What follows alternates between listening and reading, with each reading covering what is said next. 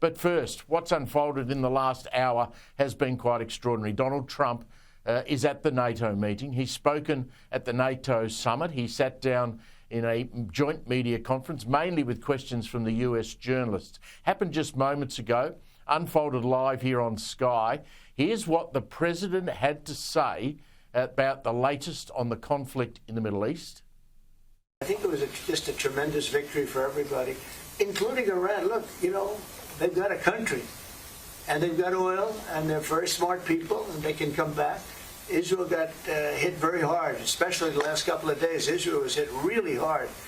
Those ballistic missiles, boy, they took out a lot of buildings. And they've been great. Bibi Netanyahu should be very proud of himself. And they've really been great.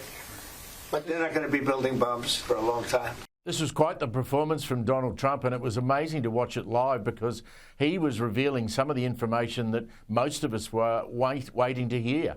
And it came straight out of his mouth, and we were getting it direct from him, from Marco Rubio, Pete Hegseth. They were all there, and it was incredible when we got into the detail. Donald Trump was asked about Iran and their nuclear program and what might be its future. I mean, they just went through hell. I think they've had it. The last thing they want to do is enrich. They've been trying to do it. By the way, it's hard to enrich. We're actually getting along with them very well right now. But had we not succeeded with that hit ended the war. That hit ended the war. A lot of the media there obviously are anti-Trump. They want to see this operation fail. CNN, the New York Times, MSNBC, they've all leaped on this idea that somehow the bombing raid didn't work as it should. And they kept asking questions about that. They asked what would happen if the Iranians attempted to rebuild. Donald Trump was having none of it. Look, I'm not going to have to worry about that.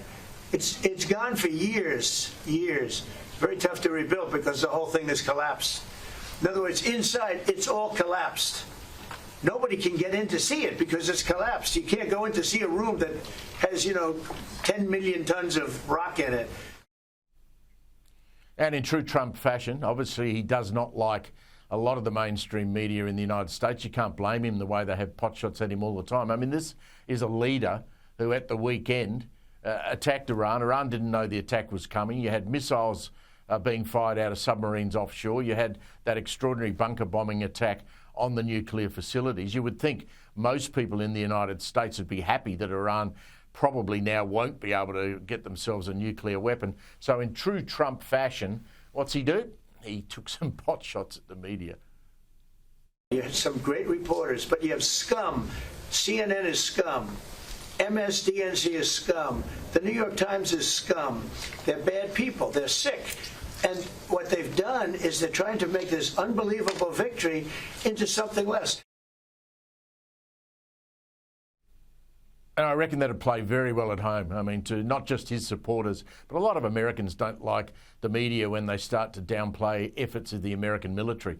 I mean, he talked about the brave pilots. I mean, some of those people from some of those cable networks are a disgrace.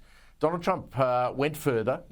He obviously believes this was a massive success, this attack on the nuclear facility.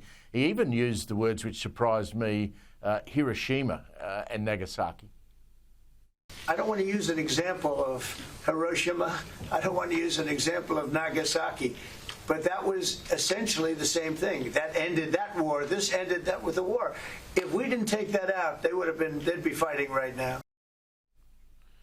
Yeah, it was an amazing performance, and he held sway there for probably about 45 minutes.